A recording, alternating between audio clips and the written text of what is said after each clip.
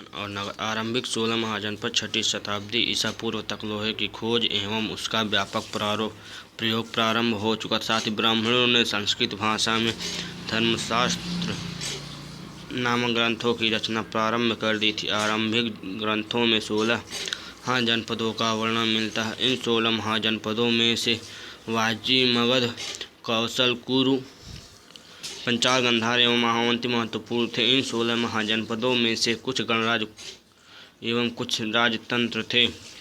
मौर्य साम्राज्य मगध के विकास के साथ साथ मौर्य साम्राज्य का उदय हुआ।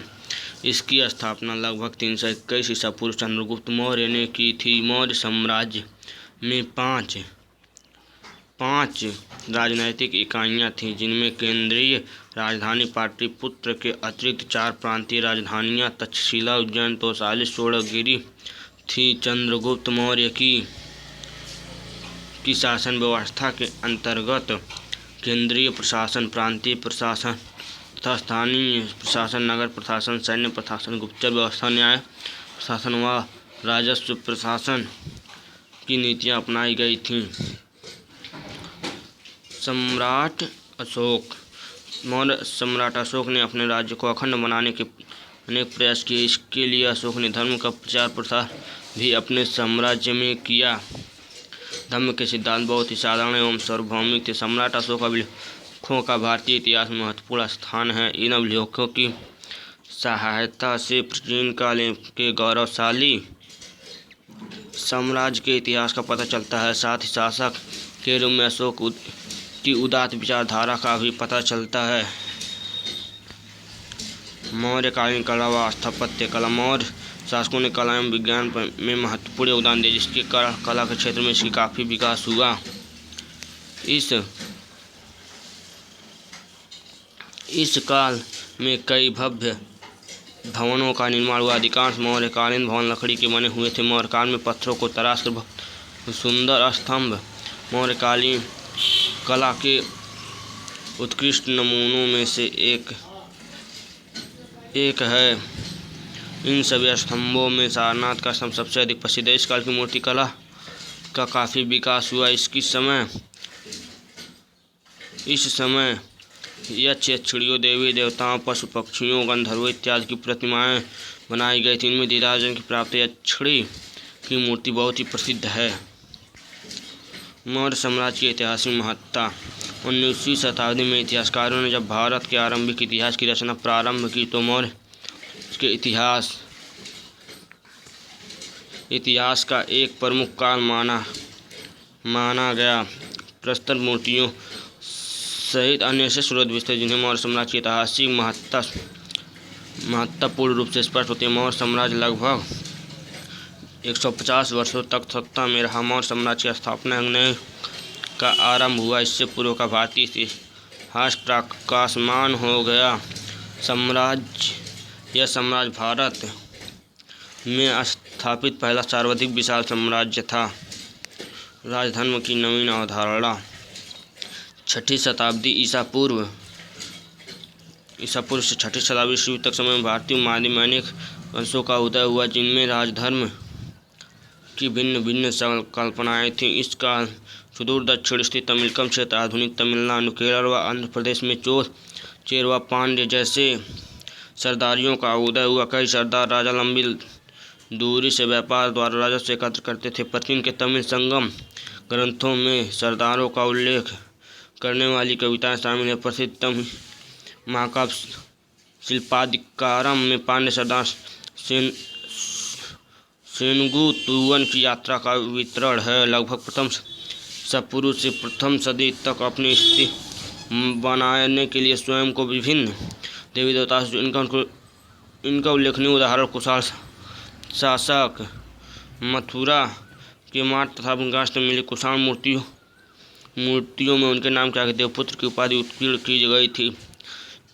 4ठी शताब्दी ईस्वी में अस्तित्व में आए गुप्त साम्राज्य के अनेक शासक स्वयं को भी देवतुल्य बताते थे। चंद्रगुप्त की प्रयाग प्रशस्ति में उसे कुबेर, वरुण, इंद्र, यम के समान बताया गया है। ग्रामीण देहात क्षेत्रों में परिवर्तन शासक वर्ग एवं आम जनता के मध्य संबंध अच्छे नहीं थे, क्योंकि शासक वर्ग कृषकों व जनसाधारण से बड़े बड़े कर की मांग करते थे। इस काम को उपज बढ़ाने का प्रमुख माध्यम हल का प्रचलन था। यह 6वीं शताब्दी ईसा पूर्व 600 पूर्व से ही गंगा कावेरी की पट्टियाँ उर्वरक अच्छा क्षेत्र फैल गया। सिंचाई के लिए कुओं, नहरों व जलाशय आदि का निर्माण की व्यवस्था की जाने लगी, जिसमें कृषकों के विकास की महत्वपूर्ण भूमिका निभाई। उपज बढ़ाने के साथ साथ समाज में विभेद बढ़ने लगा। बौद्ध स्रोतों में भूमिहीन खेतिहर यानी छोटे किसानों के जमींदारों का उल्लेख मिलता है। भूमिदान का प्रमाण ईस्वी के प्रारंभिक शताब्दियों से मिलता है। इनको संस्कृत, तेलुगु आदि भाषाओं में उत्कीर्ण कराया गया। ब्राह्मणों के भूमि को अग्रहार कहा जाता था। भूमिदान के साथ उस भूमि में स्थित गांव के प्रशासनिक कर संबंधी अधिकारी को हस्तांतरित कर दिए जाते हैं। अभिलेखों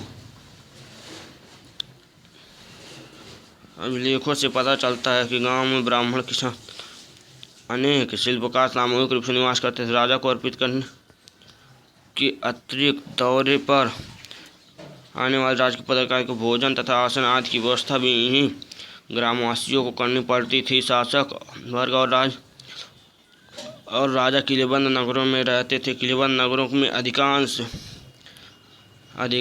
स्थलों पर आज व्यापक रूप से खुदाई करना संभव नहीं। इन शहरों में जिन पुरावशेषों की प्राप्ति हुई है उनमें उत्तरी कृष्णमार्जित पात्र तथा सोने, चांदी एवं कांसा, हाथीदांत व गहने मिले हैं। नगर एवं व्यापार 6वीं शताब्दी ईसा पूर्व में भारतीय उपमहाद्वीप में नगरों के विकास की प्रक्रिया का प्रारंभ हुआ। इन नगरों में अधिकतर महाजनपदों की राजधानी जो नदियों के तथा राजमार्गों के किनारे बसे थे। दक्षिण भारत के अधिकांश नगर समुद्र तटों में बसे थे। दक्षिण भारत के अधिकांश नगर समुद्र तटों पर बसे थे। इनमें से अधिकांश नगर अभी भी अस्तित्व में हैं। 6वीं शताब्दी ईसा पूर्व से ही देश उन्नत भूभाग नदी मार्ग विस्तृत हो चुके थे। पैदल मध्य मार्ग एशिया तक जाते थे, जबकि समुद्र मार्ग अरब सागर से होकर अफ्रीका व पश्चिमी एशिया तक विस्तृत थे। इसी से व्यापारिक गतिविधियों की आरंभ हुई। 6वीं शताब्दी ईसा पूर्व से देश में उन्नत भूभाग एवं नदी मार्ग विकसित होने के कारण देशी एवं विदेशी व्यापार का विकास हुआ। देशी व्यापार स्थल से नहरों तथा नदियों द्वारा होता था, तब व्यापार को प्रोत्साहन देने के लिए राज्य की ओर से सड़कों का निर्माण करवाया गया था। प्राचीन काल में विदेशों व्यापार भी उन्नत अवस्था में थी। विदेशी व्यापार के लिए जलमार्ग का व्यापक रूप से प्रयोग किया जाता था। बंदरगाहों में आने जाने वाले की पूरी व्यवस्था थी। सिक्के तथा अभिलेख इतिहास का अध्ययन 6वीं शताब्दी ईसा पूर्व विभिन्न राजवंशों ने चांदी एवं तांबे के आज सिक्के ढाले गए तथा प्रयोग में लाए गए। पूरे उपमहाद्वीप में खुदाई के दौरान इस प्रकार के सिक्के मिले हैं। मुद्रा शास्त्रियों ने सिक्कों का अध्ययन करके उनके जारी करने वाले राजवंशों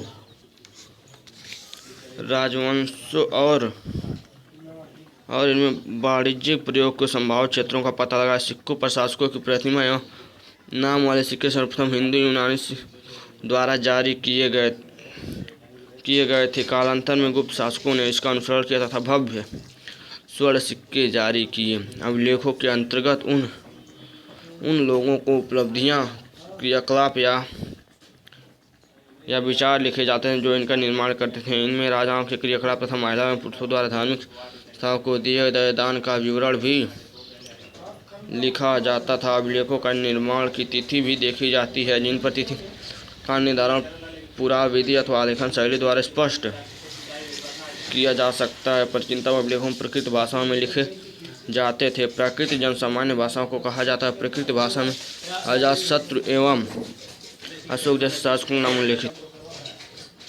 उल्लेखित हैं। ये नाम प्रकृत अभिलेखों से प्राप्त हुए हैं। अभिलेख में हजारों की संख्या में प्राप्त हुए, परंतु उन सभी का अर्थ अर्थ नहीं निकाले जा सके हैं। अधिकांश अभिलेख सुरक्षित भी नहीं समान था। अभिलेखों में उन्हीं लोगों का विचार व्यक्त किए गए हैं जो इन्हें बनवाते थे। जरूरी तिथि लगभग 600 से 500 ईसा पूर्व धान की रुपाई। गंगा घाट में नगरीकरण महाजनपद के आशी के 500 से 400 ईसा पूर्व। मगध शासकों की सत्ता पर पकड़ लगभग 327 से 325 ईसा पूर्व। सिकंदर का आक्रमण 321 ईसा पूर्व। चंद्रगुप्त मौर्य का राज्यारोहण 372 265 231 ईसा पूर्व। अशोक का शासन 180 ईसा पूर्व। मौर्य साम्राज्य का अंत लगभग 200 ईस्वी पूर्व। पश्चिमोत्तर में शक तथा दक्षिण में चोल चेर व पांड्य में सातवाहन लगभग 100 ईसा पूर्व। पश्चिमोत्तर में शक देशिया में लोग शासक रोमन व्यापार सोने के सिक्के लगभग 78 ईसा पूर्व। कनिष्क का राज्य लगभग 100 से 200 ईसा पूर्व। 57 और शक शासकों द्वारा भूमिदान अभिलेखित पुनः 320 ईसा पूर्व। गुप्त शासन का आरंभ लगभग 375 से 415 ईसा पूर्व। गुप्त द्वितीय दक्कन में वाकाटक वंश का उदय 500 से 600 ईसा पूर्व। कर्नाटक में चालुक्यों का उदय और तमिलनाडु में पल्लवों का उदय लगभग 600 से 647 ईसा पूर्व। कन्नौज के राजा हर्षवर्धन एवं चीनी यात्री षेन तुआंग की यात्रा लगभग 712। अरबों की सिंध पर विजय 1784 में बंगालिस्टिक सोसाइटी का गठन 19वीं शताब्दी 1810 के दशक में मैकेजी संस्कृत और तमिल भाषा में 8000 अभिलेखों को एकत्र किए। 1838 जेम्स प्रिंसेप द्वारा अशोक की ब्राह्मी अभिलेखों का अर्थ लगाना 1877 ईस्वी। अलेक्जेंडर कनिंघम द्वारा अशोक के अभिलेखों पर एक अंश का प्रकाशन 1886 ईस्वी। दक्षिण भारत में अभिलेखों का शोध पत्र एपिग्राफिया कर्नाटका का प्रथम अंक 1888। एपिग्राफिया इनका का प्रथम अंक 20वीं शताब्दी 1965 से 1966। ब्रिटिश सरकार द्वारा Indian epigraphy and Indian epigraphical glory का प्रकाशन।